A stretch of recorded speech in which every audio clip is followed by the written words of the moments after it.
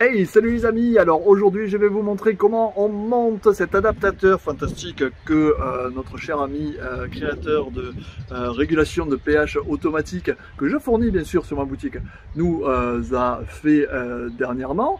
Et bien c'est cet adaptateur là avec donc un truc voilà comme ça fait un collier de prise en charge. Et bien je vais vous montrer comment on le monte, parce que c'est vrai que la première fois que même moi je l'ai monté, qui suis quand même très habitué, j'ai un petit peu galéré. Donc du coup je me suis dit il faut vraiment que je fasse un tutoriel pour expliquer à mes chers amis comment on monte ça. Donc on monte ça tout de suite, je vous montre ça immédiatement.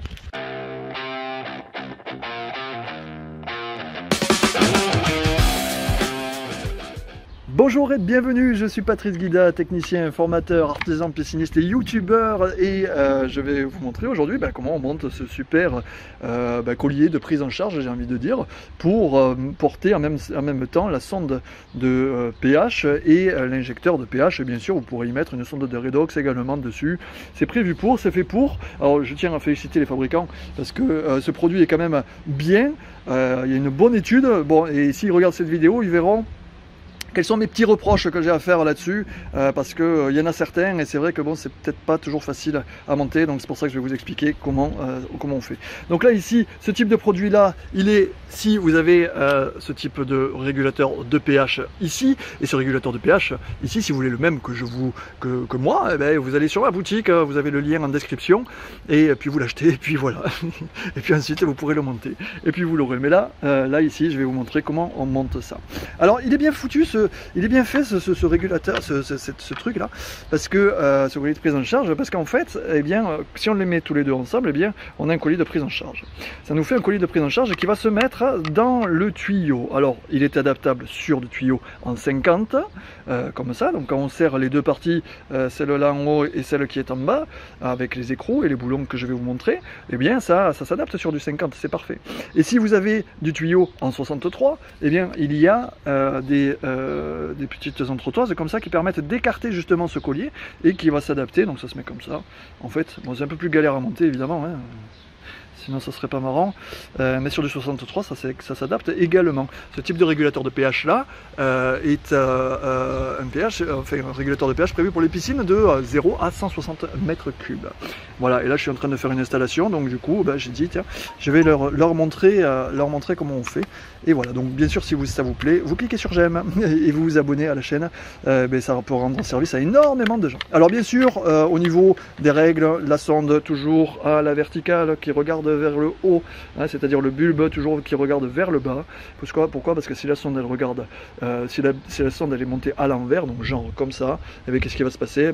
Il va se passer que la sonde risque de pas être correctement, pas donner exactement les bonnes valeurs, parce qu'il y a du gel à l'intérieur et le bulbe doit être toujours dans du gel. Ok, donc ça c'était pour la partie. Donc là je suis en train de le monter sur un tuyau en 50 comme ça. C'est sur une nouvelle installation, donc c'est assez facile. Par contre si vous avez déjà en place votre installation, il vous faudra faire exactement la même chose, mais sur votre tuyau.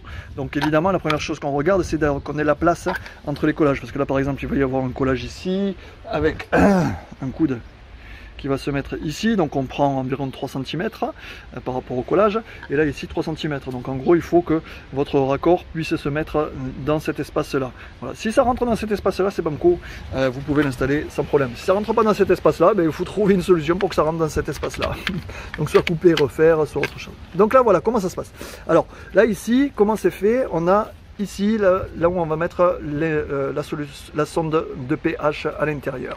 Faites très attention à l'intérieur, il y a des micro-joints tout minuscules avec des entretoises. Ne vous loupez pas, parce que si vous en perdez un de joint, c'est un peu la cata. Il va falloir vous en refournir un, et pour vous le refournir, c'est un peu la galère. Et ici, ici il y a l'injecteur de pH, c'est là où on va injecter le tuyau.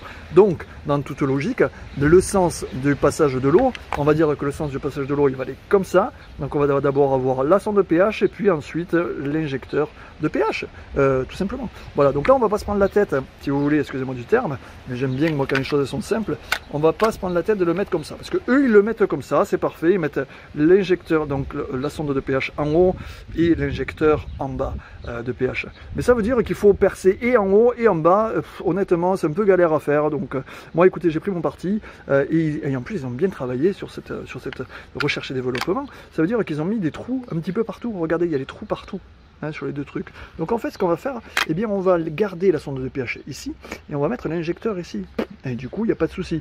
Alors évidemment, si vous voulez faire une évolution et mettre plus de trucs sur ce porte-sonde, porte-accessoire, ben, pourquoi pas. Il faudra faire autrement. Mais là, bon, je vous donne la solution la plus facile. En tout cas, moi, c'est celle que j'adapte quand j'ai pas de grosses installations à faire trop compliqué. Donc là, ici, ce que je vais faire, ben, c'est simplement, je vais dévisser. Tac. Hop, je dévisse ici. Ok, j'ai dévissé ici. Voilà. Je vais le mettre en place, tout simplement. Je vais le mettre au milieu, joliment en place. Et puis, je vais le marquer avec mon super marqueur. Voilà, c'est un petit marqueur comme ça. Pas besoin de prendre un gros marqueur. Alors, il faut qu'il soit assez fin. Comme ça, il va pouvoir passer sans problème dans la sonde de pH. Il est plus petit que la sonde de pH, donc ça va bien. Et du coup, je vais pouvoir marquer directement le tuyau. Le tuyau pour pouvoir le percer. Alors, vous avez également à l'intérieur un gabarit. Hein, si vous voulez pas faire de bêtises. Bon, moi, je ne m'en sers pas du gabarit parce que il faut tenir le tuyau, il faut tenir le gabarit, il faut couper le gabarit. Pff, écoutez, c'est galère. Moi, je fais au plus simple et ça, en plus, ça marche très bien. Donc, c'est pour ça que je vous le partage. Donc là, ici, je vais juste couper 2 petites minutes le temps de tracer. Donc, je vais tracer ici et je vais tracer là de manière à ne pas bouger. Et puis ensuite, je vous montre la suite des opérations. Voilà qui est fait, voilà, donc là du coup voilà, j'ai fait une petite trace ici, j'ai fait une petite trace ici, et bien ça sera mon perçage, voilà. Donc il faut percer, ils disent qu'il faut percer entre 12 et 14 mm, je crois que c'est 14 mm, mais le truc, ouais, 13 mm. 13 mm ils disent qu'on peut percer. Voilà, parce que la sonde elle fait 12 mm de diamètre. Donc si vous n'avez pas du forêt de 13 mm, ben vous percez avec un forêt un peu plus petit, comme je vais faire là, et puis vous agrandissez le trou. L'essentiel c'est que l'injecteur il puisse rentrer et la sonde elle puisse rentrer. Voilà, tout simplement. Et là vous voyez, il faut que ça puisse rentrer dans le tuyau. Voilà, ça c'est l'injecteur. Ici. Ok, mais je vais vous montrer la technique tout à l'heure. Donc là maintenant je vais percer, je vais ouvrir ici, je vais percer de manière à être un petit peu en biais, pas droit. Parce que si je perce droit, et bien là vous voyez, on a une certaine inclinaison. Donc je risque de me faire avoir de quelques millimètres. Donc je vais percer légèrement en biais comme ça. Et puis je vais agrandir le trou, celui-ci et celui-là. Et puis ensuite on va monter tout l'appareil. Hop. Voilà quelque chose de fait, c'est percé, c'est fantastique. Mais là, si je laisse ce trou-là, oui, ça c'est du trou en, je sais pas, 8 ou 10, je sais pas exactement, 10 on dirait, c'est du 10, mais ça passera pas, la sonde elle passera pas, donc je suis dans l'obligation de l'ouvrir. Mais regardez derrière, ce qui est de sympa, c'est que là, on peut faire un perçage aussi gros que ça. Donc même si vous loupez de quelques millimètres, c'est pas grave, parce qu'il y a un joint là tout autour, ok. Donc bon, il n'est pas au millimètre près, en tout cas sur ce type de montage. Alors là, je vais essayer de vous le montrer, comment je fais pour ouvrir un petit peu, et si j'arrive pas, eh bien, je lâcherai la caméra, hop, et on fera autrement. Donc là, vous voyez, je suis avec mon forêt, tac, ici, et puis je vais ouvrir comme ça. En faisant comme ça, je vais ouvrir un petit peu plus, qu'on soit environ à 14 mm de diamètre. Voilà qui est fait. Alors vous avez vu ces beaux trous comme ils sont magnifiques, on dirait que j'ai été perceur toute ma vie, ou pas. Mais c'est pas grave, on s'en fiche parce qu'on a quand même une marge de manœuvre qui est très importante. L'essentiel c'est que autant l'injecteur de pH, donc ce trou là, il puisse rentrer. Donc là je regarde, s'il rentre, il rentre impeccable. Et en plus si je regarde en dedans, hop, vous voyez, il est rentré sans problème. Et la sonde de pH, elle va rentrer sans souci là-dedans non plus. Donc, ben, banco, on va pouvoir le mettre. Alors, bien sûr, on fait attention d'enlever toutes ces bavures là. On prend un papier de toile émeri comme ça. Et puis, on va ébavurer un petit peu pour qu'il n'y ait pas de bavure. Voilà, ok. Allez, c'est parti. Voilà qui est fait. Hein, c'est ébaviré, donc il n'y a quasiment plus de bavure. Et c'est parfait. Que celle-là, là, hop, voilà, elle est partie. Donc, qu'on le prenne dans ce sens ou dans ce sens, on s'en fiche. C'est pas un problème. On a fait les trous sont de diamètre équivalent. Donc, c'est parfait. Maintenant, ce qu'on va faire, eh bien, vu qu'on a percé sur les deux d'en haut, et bien on va mettre les joints sur les deux d'en haut, ok. Donc les joints ils sont ici, un joint là et un joint là. Alors là vous voyez que ces joints là on peut les faire accrocher, il y a des petites aspéricées, si on appuie un peu fort dessus on peut les faire accrocher, voilà, hop, donc on appuie un peu fort dessus, impeccable. Voilà, super. Donc là vous voyez ça tient, bon, j'ai de la chance parce que d'habitude ça tient pas. Donc j'ai un petit peu de chance. Et ensuite on va le mettre comme ça, et on va essayer de le régler de manière à ce que le trou arrive au niveau du trou, voilà, tout simplement. Voilà. Papa, dame, maman, et tout va bien. Hop, et voilà, et ça va passer tout seul, ok. Donc on va le fixer comme ça. Donc maintenant, pour aller le fixer, eh bien, enfin on va aller le fixer, on va mettre cet injecteur là à la place de celle-là. Donc pour mettre Hop, l'injecteur. Ici, je dévisse l'écrou. Donc on a le petit boulon, voilà, où on va passer le tuyau après d'injection de pH. Hop, donc on mettra le tuyau là-dedans et qui ira directement dans la tétine qui est évasée ici pour qu'il ne bouge plus jamais. Et puis on va le prendre, cet injecteur, et on va le retirer. Tu veux bien? Alors, on va appuyer dessous. Voilà. Et voilà, et on l'a retiré. Facile, hein? Donc ce qu'il faut bien regarder, c'est qu'il y a ce joint là. Ce petit joint, il y est toujours, hein, donc normalement il ne doit pas bouger. Et regardez, il y a les rainures ici, c'est exactement la même chose. Voilà. Et là vous voyez ce joint, ben, on s'en fiche un peu. Ce joint il ne sert pas à grand chose. En tout cas pour cette opération, il ne sert à rien. Hop. Donc là je remets l'injecteur dedans, à fond, bien sûr. Il est ressorti. Voilà, impeccable. Il y a le joint aussi, il est ressorti. Parfait. Voilà. Et puis on va pouvoir le mettre ici, en place. Ok, voilà, tout est en place. Et là, je contrôle que je puisse bien mettre ma sonde de pH. Et tout est ok. C'est ok, c'est bon. Donc là, ici, ce que je vais faire, je vais remettre mon bouchon avec le trou.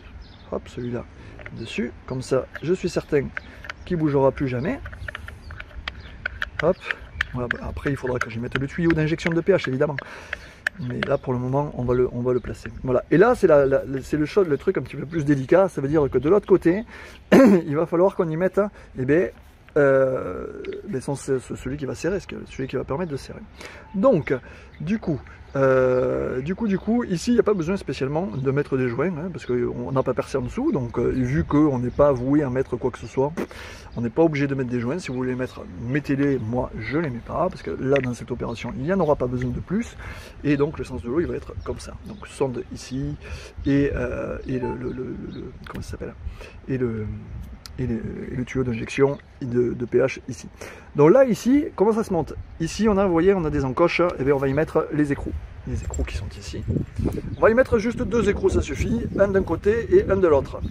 Mais regardez ce qui se passe, là où moi je suis devenu fou plusieurs fois, c'est que en fait, il va falloir tout manipuler, mais si je le bouge un petit peu, regardez ce qui se passe, hop, voilà, on manipule un petit peu, boum, il tombe.